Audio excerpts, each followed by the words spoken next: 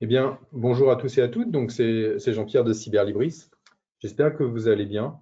Je suis content de vous retrouver pour ce nouveau webinaire de ScholarVox Université. C'est le deuxième du mois de juin. La semaine dernière, il y a eu la première partie qui était consacrée à l'économie-gestion. Donc là, cette semaine, ça sera la partie consacrée au bouquet lié aux sciences humaines et sociales. Et puis, la semaine prochaine, il y a la partie tout ce qui est sciences.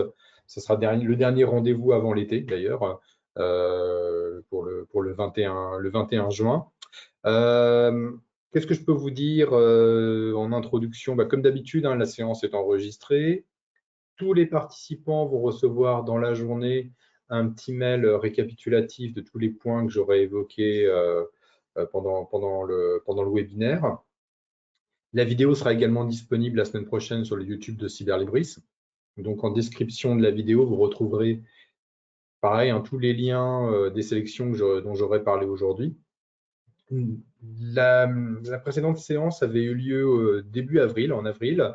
Donc, pour les personnes qui n'avaient pas pu voir le webinaire, il est toujours disponible sur YouTube. Et je peux aussi vous annoncer, comme d'habitude, la date du prochain webinaire qui aura lieu. Bon, ça nous emmène loin, ça nous emmène à l'automne, mais c'est le vendredi 4 octobre pour les sciences humaines et sociales, toujours à 11 h. Donc, dans le petit email récapitulatif et en lien la description YouTube, je vous enverrai évidemment, vous trouverez le lien pour vous inscrire d'ores et déjà à la séance du 4 octobre.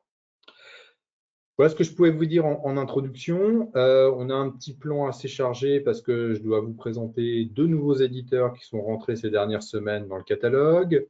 Pareil, aussi des focus avec des éditeurs qui nous ont fait des mises à jour importantes, comme d'habitude. Et puis, il y a la partie thématique, mes petites sélections thématiques que je vous présente d'habitude avec des focus sur certains ouvrages. Donc, il y aura de l'art, il y aura de l'histoire, il y aura de la géographie, des lettres, de la philo, de la psychosociaux et ça faisait longtemps que je ne l'avais pas ajouté, c'est des sciences de l'éducation avec les INSPE. Donc, on a un programme assez chargé pour ce dernier webinaire sciences humaines avant l'été. On va pouvoir commencer d'ores et déjà. Je vais couper ma caméra comme d'habitude et ça va être plus facile, comme ça vous verrez mieux l'écran. Voilà. Et on va commencer d'ores et déjà par un nouvel éditeur qui est rentré dans notre catalogue. Alors, vous aviez peut-être vu passer l'information dans une de nos dernières newsletters. C'est l'arrivée dans le catalogue des éditions Henri Guibé, qui est principalement un éditeur de psychosociologie. 31 titres ont été sélectionnés avec l'éditeur. Ce sont des ouvrages qui sont publiés entre 2016 et 2023. Donc, comme je vous l'ai dit, c'est un éditeur qui est principalement lié à la psychologie. C'est une maison d'édition qui existe depuis 2007, qui édite de la psycho, mais des ouvrages qui peuvent être tournés vers le grand public, mais aussi plus académiques. Donc, parmi les 30 titres qui ont été sélectionnés, vous pouvez retenir Comment les psychothérapies nous aident à changer, par exemple, de Edmond Marc. Il y a également Se soigner par les TCC qui est là, phobie, troubles, panique, boulimie, etc. Et puis, il y en a un qui était pas mal, c'est l'étudiant stratège, comment surmonter les difficultés d'apprentissage grâce à la thérapie brève stratégique. Alors, comme d'habitude, vous recevrez le petit lien des ouvrages qu'on a sélectionnés, donc de la trentaine de titres. Là, je vous les fais défiler pour que vous voyez un petit peu ce qu'il y a. Donc, il y a des ouvrages grand public de psycho dedans, mais également des choses un petit peu plus pointues, des trucs vraiment sympas en plus, je trouve, dans leur catalogue. Donc, pour mémoire, c'est une sélection de titres publiés entre 2016 et 2023.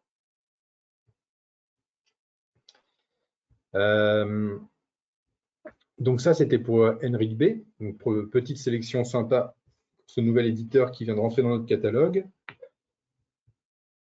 Un autre éditeur, alors là, il y a un petit peu moins de titres et ça concerne les lettres, c'est les éditions Passiflore. Donc il y a 8 ouvrages qui ont été sélectionnés. 8 ouvrages, pareil, publiés au niveau des dates entre 2016 et 2023. Donc on est sur des petits essais, des rencontres autour d'auteurs. Donc c'est la collection Présence de l'écrivain qu'on a mis en avant. Donc on retrouve des écrivains contemporains, vous voyez, comme Sylvie Germain, par exemple, et Éric Emmanuel Schmitt, Tahar Ben Jaloun aussi. Donc, c'est cette petite sélection de titres. Il n'y en a que 8 pour l'instant. On verra après si on peut développer le catalogue. Mais là, ça concerne les étudiants en lettres, le bouquet lettres. Et c'est plutôt sympa. Alors, c'est un éditeur, je ne l'ai pas dit, qui existe depuis 2009 et qui vient de Dax, qui vient de la région de Dax. Donc là, c'était pour les éditions Passiflore. Deux nouveaux éditeurs, Henrik B et Passiflore, qu'on a intégrés ces dernières semaines dans le catalogue de ScholarVox Université, dans la partie, on va dire, sciences humaines et sociales.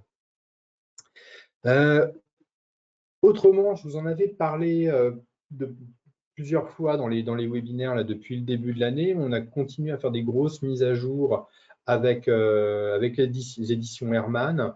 Donc là, ce sont des ouvrages qu'on a intégrés. Alors, il y a un petit peu de nouveautés, mais aussi des ouvrages de fond de moins de 10 ans de chez Hermann qui ont été intégrés. Là, ça concerne les arts, par exemple. Il y a 76 titres en arts qui ont été ajoutés. Donc, il y a beaucoup de choses d'incorporer. C'est pluridisciplinaire, évidemment, au niveau des arts.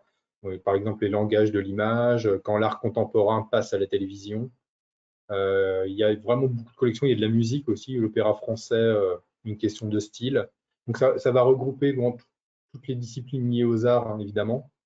76 titres. On a encore des ouvrages à traiter, d'ailleurs, de chez Hermann. Donc, même en art d'ailleurs. Donc, soyez vigilants, on va continuer à ajouter des ouvrages. Là, c'est un super catalogue. Vous voyez, il y a un ouvrage sur la muséologie qui est disponible également. Donc, une belle sélection. Vous aurez le lien pour aller voir les titres, évidemment, qui ont été retenus. Toujours sur Hermann, c'est de la philo. Pareil, un gros fond, là, c'est 100 titres de philo qu'on a ajoutés. Donc, il y a beaucoup de choses. Vous voyez, les morales de Diderot, par exemple. Beaucoup de collections liées à la philosophie, petite philosophie d'Éride, qui a été incorporée. Donc là, c'est gros, c'est 100 titres qu'on a traités récemment. Donc, il y a beaucoup de choses intéressantes dans cette sélection j'espère, qui va intéresser les étudiants de philo. Donc, il y a beaucoup de choses.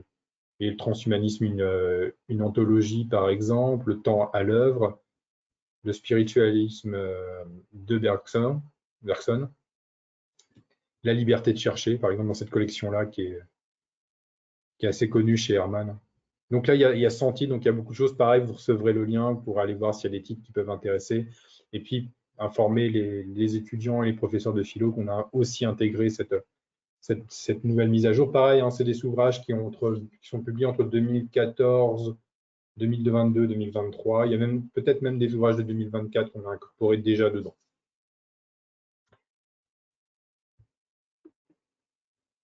Alors, autre éditeur, alors lui qu'on avait intégré en début d'année, je vous en avais parlé, c'est Cartala. Et pareil, Cartala, on avait commencé par intégrer les titres les plus récents et on avait mis de côté un petit peu l'intégration parce que c'était assez long de titres de fond. Donc, on a commencé à travailler sur les titres de fond en plus. Donc là, chez Cartala, qui est un éditeur parisien, j'avais dû vous présenter l'arrivée de cet éditeur, ça devait être au mois de février, pendant le webinaire de février. Et là, c'est 71 titres d'histoire qui ont été incorporés. Alors, histoire internationale, beaucoup. Et par exemple, on retrouve le réveil démocratique du Chili, politique africaine aussi, par exemple, les minorités chrétiennes dans la construction de l'Égypte moderne. Voilà, il y a beaucoup de choses sur l'Afrique, l'histoire de l'Afrique en général, pas que l'Afrique, parce que là, vous voyez les Amériques du milieu, mais principalement les histoires africaines. Et donc, il y a beaucoup de choses, histoire africaine contemporaine en plus. Donc, il y a beaucoup de choses qui vont intéresser, j'imagine, des étudiants qui travaillent sur ces questions-là également. Donc là, c'est plus de 70 titres. À noter qu'on en a intégré également, alors je ne les ai pas resélectionnés, mais en sciences religieuses aussi et dans d'autres thématiques, des ouvrages de fond de chez Cartala. Donc, Cartala a monté en puissance par rapport à ce que je vous avais dit là en début d'année. Et dernier petit point sur les focus éditeurs, eh bien, Philosophie Magazine vient de nous envoyer ses 4 derniers numéros, donc ceux publiés entre mars et juin. Il nous fait généralement, il nous regroupe les ouvrages. Donc, on a le numéro de mars, avril, mai et juin qui viennent d'arriver. Donc là, ça va concerner le bouquet philosophie. Donc les 4 derniers numéros de Philosophie Magazine ont été intégrés. Alors je vais passer maintenant sur la partie thématique. Et comme d'habitude, il y a mes fameuses petites sélections avec 6 titres sur lesquels, et puis je vais m'attarder à chaque fois sur deux ouvrages. Et parmi ces ouvrages, celui dont je voulais vous parler, c'est Claude Miller, Une vie de film, de Olivier Curchod. C'est publié aux Impressions Nouvelles dans la collection Traverse. Alors, Olivier Curchod, lui, il est critique cinéma, mais il est également prof de lettres en classe préparatoire. Et dans cet ouvrage, évidemment, il revient sur l'œuvre de Claude Miller, donc réalisateur de La meilleure façon de marcher, de Garde à vue, de L'effronté. Claude Miller a réalisé au total 17 films au cours de sa carrière. Il a mis en scène, par exemple, Michel Serrault, Romy Schneider et Isabelle Adjani. L'ouvrage revient de son enfance en banlieue ouvrière parisienne jusqu'à ses premières réalisations, et ça passe aussi par sa période d'apprentissage, quand il a été assistant de Godard ou encore de Truffaut. Donc, c'est vraiment le portrait d'un cinéaste qui est dépeint dans cet ouvrage, et plus un passionné. Alors, Claude Miller nous a quittés il y a quelques années déjà, je pense qu'il y a quasi une dizaine d'années maintenant. Et donc, c'est une sorte de biographie très complète sur évidemment sa vie, mais il y a évidemment toute sa carrière de cinéaste qui est présente dans cet ouvrage, qui est très bien détaillé. Donc, il y a beaucoup d'ouvrages, enfin de films qu'on connaît tous qui sont présents dedans, et des portraits aussi qui sont faits par rapport à ses relations avec certains acteurs.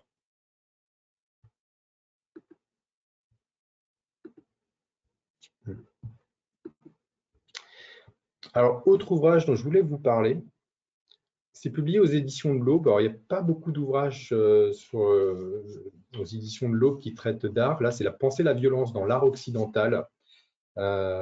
C'est de Elinor Miaraki-Khelif, qui est chercheuse et docteur en histoire de l'art, et Éric Cobast, qui est professeur agrégé de l'université, pareil, en histoire de l'art.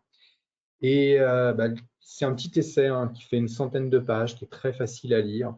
Et les deux auteurs reviennent à travers les exemples d'une quinzaine d'œuvres, comment la violence se matérialise dans les œuvres, sa représentation, ses symbolismes, ses sens. Donc on a des exemples d'œuvres qui sont présentées dedans. Je pense à Le massacre des innocents de Nicolas Poussin, La mort de Marat de Jacques-Louis David, Guernica de Picasso, ou encore Les joueurs de skat de Otto Dix. Donc là, je vous donne quelques exemples d'œuvres qui sont analysées sous le prisme de la violence, comment elle est représentée dans ces œuvres. Et c'est vraiment très bien, c'est super intéressant, ça se lit tout seul. Donc pour des étudiants qui travaillent en histoire de l'art, ça va être super intéressant d'avoir ce petit essai publié aux éditions de l'Aube. Alors sur la partie art, vous pouvez donc retenir Claude Miller, Une vie de film, publié aux Impressions Nouvelles, et puis Penser la violence dans l'art occidental. J'ai dit 15 œuvres, il y en a 27 au total. C'est marqué sur la couverture. 27 œuvres, et c'est publié aux éditions de l'Aube. Et puis il y a les autres ouvrages que j'ai retenus, vous pouvez retrouver dans le lien que je vous enverrai. Histoire, maintenant, même chose, j'ai retenu 6 titres. Et parmi ces 6 titres, je voulais m'attarder sur Le Saint-Empire, publié chez Armand Collin dans la collection U. Alors, il y a 2 auteurs qui ont travaillé sur cet ouvrage. Et tout d'abord, Claire Gantet, qui est professeure d'histoire moderne à l'Université de Fribourg en Suisse, et Christine Lebeau, qui est professeure d'histoire moderne également à l'Université de Paris 1 Panthéon-Sorbonne. Donc, dans cet ouvrage, ils reviennent qu'est-ce que le Saint-Empire, comment son territoire a évolué au fil des siècles, quelles sont les particularités de cet empire. Et l'ouvrage se découpe en 7 chapitres, où on retrouve les origines et l'héritage médiéval de l'empire, le temps des réformes, comment se passait l'époque de la réforme protestante dans le Saint-Empire germanique, la guerre de 30 ans, l'empire, comment il était construit, les territoires également de l'empire, toute une notion au niveau de l'empereur, le développement des savoirs pendant l'empire et la fin de l'empire et jusqu'au congrès de Vienne au début du 19e siècle. Voilà ce qu'on va retrouver dans ce manuel qui va être, j'imagine, intéressant pour des étudiants d'histoire qui travaillent sur le Saint-Empire germanique.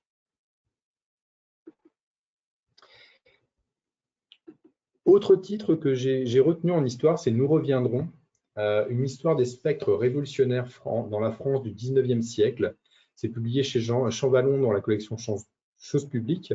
Alors, l'auteur est Éric Fournier, qui est maître de conférence en histoire moderne à l'Université de Paris 1 Panthéon-Sorbonne. Et l'ouvrage m'a semblé intéressant parce que au cours des différentes révolutions du 19e siècle, la notion de spectre, donc de fantôme quelque part, de revenant, comment elle venait hanter le champ révolutionnaire. Comment les personnes mortes, on va dire, pour la cause, revenaient dans l'imaginaire des différentes insurrections, notamment lors de la Commune de Paris. Donc c'est tout un essai, une sorte d'essai qui est publié autour de la représentation des morts dans les différentes révolutions. Et l'auteur, comme il est spécialiste de la Commune de Paris, il s'attarde davantage sur cette partie-là d'ailleurs. Donc on est sur une représentation, on va dire, plus ou moins romantique des révolutions et de la notion de mort lors des révolutions. Donc sur la partie histoire, retenez le Saint-Empire, publié chez Armand Collin, et aux éditions Champvallon, Nous reviendrons également. Puis il y a tous les autres ouvrages que j'ai retenus, évidemment, que vous retrouverez dans la petite sélection. Je vais passer maintenant à la géographie. Même chose, 6 titres. Et je vais vous parler d'un autre ouvrage qui est publié aux éditions de l'Aube, c'est Le Temps des liens, essai sur l'antifracture, c'est de Martin Vanier, dans la collection Mondancourt. C'est également un essai. Alors Martin Vanier, il est géographe et il est professeur à l'école d'urbanisme de Paris. C'est un essai faisant un état des lieux sur les fractures françaises liées au territoire, la territorialité, et les points de reliance également. Donc sur la fracture, par exemple, l'auteur donne quelques exemples de discorde territoriale, la ruralité, comment elle est perçue, qu'est-ce que la métrophobie, la haine des villes, des grandes villes. Et puis, il dépeint les points de reliance comme le lien social, comment territorialiser le sens commun également, et les transformations possibles. Donc, quelle France habiterons-nous demain et quels systèmes territoriaux utiliserons-nous également? Donc voilà, c'est un petit essai écrit par ce géographe qui fait à peine 100 pages, 75 pages d'ailleurs, c'est marqué ici, qui explique justement les fractures qui peuvent exister autour du territoire et d'ailleurs dans les différentes composantes de la société française qui est d'aujourd'hui. Pas seulement dans les territoires, mais c'est plutôt là-dessus que traite l'ouvrage principalement. Alors, autre titre que j'ai retenu, c'est un manuel, c'est la géographie des espaces ruraux. C'est publié chez Armand Collin dans la collection Portail. C'est la deuxième édition de ce manuel. L'ouvrage a été écrit par Alexis Gonin, qui est maître de conférence en géographie à l'Université de Nanterre, et Christophe Keva, qui est maître de conférence en géographie à l'Université Paris 1 Panthéon-Sorbonne. Donc, l'ouvrage, le manuel présente la place qu'occupent les espaces ruraux dans le monde. L'ouvrage se découpe en 3 grands temps. Il y a tout d'abord une grande introduction, des cours et des méthodes. Et qu'est-ce qu'on retrouve, par exemple, comme type de chapitre? Eh bien, la dynamique des peuplements dans les espaces ruraux, habiter les espaces ruraux, des systèmes agricoles alimentaires inégaux dans le monde, et puis également les mutations des espaces, comment elles s'opèrent, comment les espaces ruraux à l'échelle mondiale se réinventent. Voilà ce qu'on va retrouver dans cet ouvrage qui va être, je pense, intéressant également pour des étudiants de géographie. Donc sur la partie géographie, retenez Le Temps des liens, essai sur l'antifracture aux éditions de l'Aube, et puis géographie des espaces ruraux, publié chez Armand Collin. Je vais passer maintenant sur la partie lettres, avec toujours 6 titres de retenue qui sont là. Et le premier sur lequel je vais m'attarder est publié. Ah, il y a un petit problème. Hop. Il est là. Voilà. 30 ateliers d'écriture littéraire, publiés chez Ellipse. Alors, il y a 2 autrices qui ont travaillé sur cet ouvrage. Il y a tout d'abord Noëlle Matisse, qui est enseignante à l'Université d'Aix-Marseille, et Corinne Robert, qui est maître de lettres dans un lycée marseillais. C'est un ouvrage qui va être destiné aux personnes s'intéressant à l'écriture et à l'appréhension des outils littéraires. Il est sous forme d'atelier, cet ouvrage. L'ouvrage nous permet d'une part de comprendre des textes classiques avant d'entreprendre des exercices de rédaction à la manière de.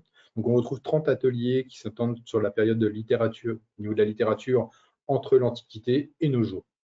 Donc petit ouvrage qui peut être sympa pour comprendre et se mettre dans la peau de quelqu'un qui écrit à la façon du Moyen-Âge, à la façon de la Renaissance ou de nos jours.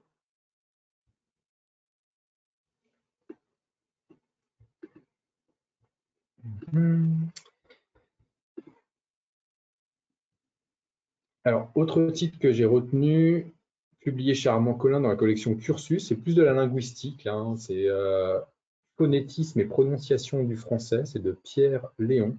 Alors, Pierre Léon, il est spécialiste en sciences phonétiques, c'est un prof d'ailleurs émérite de phonétique à l'Université de Toronto. C'est donc un ouvrage de linguistique et de phonétique expliquant le fonctionnement phonétique du français, ses différentes variations. L'ouvrage est en une douzaine de chapitres. Donc, on retrouve d'abord les composants du langage et ses généralités. Le passage du son à la graphie, donc la transcription phonétique.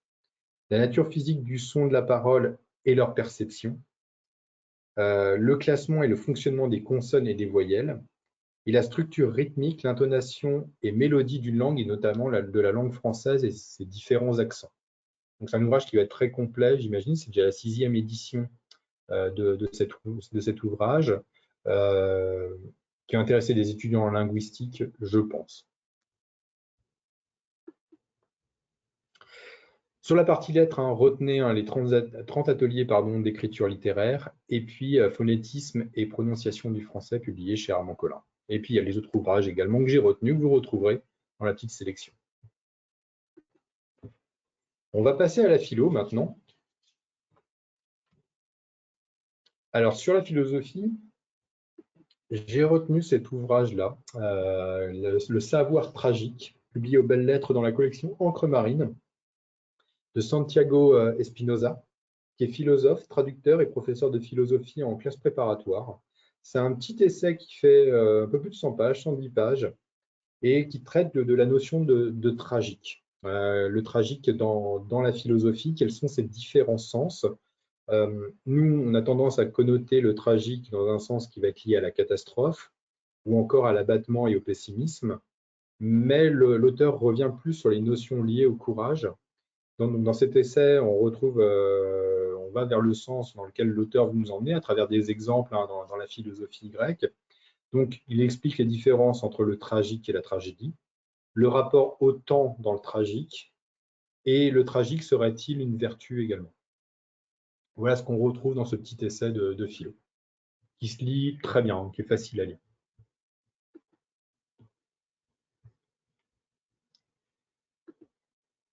Autre titre que j'ai retenu, dont je voulais vous parler, c'est les Présocratiques, publiés chez Ellipse de Sébastien Miravette. Alors, Sébastien Miravette est docteur en philosophie, il est chercheur également à l'Université de Poitiers en philo. Donc, l'auteur revient évidemment sur ce qu'est la pensée ou les pensées présocratiques. Donc, à l'époque où les points de vue contradictoires pullulent, comment se repérer, à qui se fier? C'est là que la pensée prosocratique peut aider dans l'évaluation d'un argument, l'analyse d'un critère de vérité et la différence entre croyances et hypothèses objectives. Donc, on retrouve dedans dans cet ouvrage, dans les différents courants présocratiques, le lionien, pythagorien et les éléants, et les différentes visions d'ensemble de la pensée prosocratique. Voilà ce qu'on va retrouver dans ce sorte de petit manuel pour expliquer ça. Donc, on va être dans la philo, évidemment, mais aussi, ça, c'est un ouvrage que j'aurais pu parler pour des étudiants en sciences également, parce que il y a toute la construction d'un argumentaire quelque part scientifique, parce qu'il y a la pensée de Pythagore qui apparaît dedans également, dans cet ouvrage. Donc, retenez pour la philo, ce mois-ci, le savoir tragique, et puis les présocratiques également.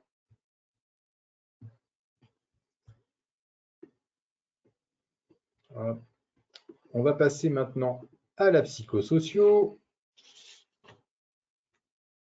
Et on va commencer par un manuel pour les licences qui s'appelle L'essentiel de la statistique en psychologie, de Jordan Navarro, c'est publié chez Ellipse. Alors, Jordan Navarro, il est enseignant-chercheur à l'Université de Lyon 2. C'est donc un ouvrage destiné aux étudiants de psychologie en licence pour qu'ils puissent maîtriser et appréhender tous les outils statistiques dont ils auront besoin dans le cadre de leur étude en psycho. Donc, de l'usage de la mesure en psychologie, ça revient sur les variables et les échelles de mesure, les graphiques, les nuages de points, les paramètres de position, les écarts types, comment choisir un échantillon de population, les différents types de groupes possibles qu'on peut étudier. Voilà ce qu'on va retrouver dans ce manuel qui, je pense, va être indispensable pour les étudiants de psycho. C'est la 3e édition de ce titre, donc évidemment, je le recommande. Et juste à côté, publié chez Armand Collin, là on arrive plus sur la partie, on va dire, sociologie, ethnologie, c'est les notions clés de l'ethnologie, analyse et texte, dans la collection Cursus. C'est la 4e édition de cet ouvrage. Il y a trois auteurs qui ont travaillé sur ce manuel. Il y a tout d'abord Marie-Odile Géraud, qui est maître de conférence en ethnologie à l'Université de Montpellier. Olivier Le Cervoisier, qui est professeur d'anthropologie à l'Université de Lyon 2. Richard Potier, qui est maître émérite d'ethnologie à l'Université Paris-Descartes. Donc, comme je vous l'ai dit, c'est la 4e édition de ce manuel d'initiation à l'ethnologie. Donc, dedans, on retrouve des méthodes et des concepts fondamentaux autour de l'ethnologie. Donc, tout d'abord, les objets et les méthodes de l'ethnologie, les sociétés traditionnelles, l'ethnocentrisme, l'acculturation, ça vous donne des petits concepts comme ça qui sont présents dans le manuel. Les grands principes également, comme l'évolutionnisme, le fonctionnalisme, le structuralisme, et puis les grands domaines, le fait social, la parenté, l'anthropologie politique ou encore religieuse. Donc là, je vous donne vraiment à chaque fois des exemples parmi les chapitres qui sont proposés. Mais en tout cas, c'est un manuel vraiment de base sur l'ethnologie.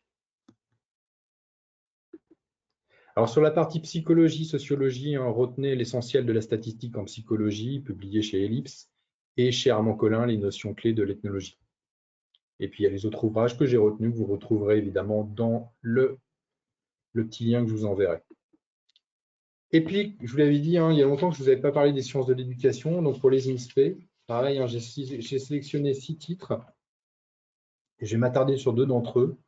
Le premier sur lequel je vais m'attarder, il est publié chez Duno. C'est Éduquer par le corps à l'empathie, favoriser le bien-être et les apprentissages scolaires contre les violences et le harcèlement scolaire. C'est en hors collection chez Duno. C'est une première édition de cet ouvrage. L'auteur, c'est Omar Zana, qui est professeur des universités en sciences de l'éducation à l'Université du Mans.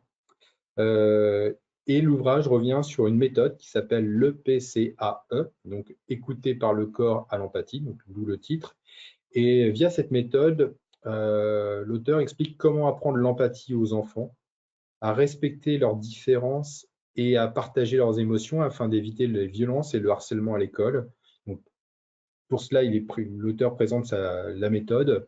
Donc, il y a les fondements théoriques de la méthode EPCAE, et pratique par les enseignants pour favoriser le bien-être et l'apprentissage des enfants. Donc, on est sur un ouvrage relatif vraiment à l'empathie, à la bienveillance à l'école et comment elle s'éduque entre les enfants. À noter qu'avant d'écrire ce livre pour le milieu scolaire, l'auteur avait travaillé en milieu carcéral et auprès de mineurs, justement. Donc, il a développé d'abord cette méthode auprès de mineurs qui sont actuellement emprisonnés.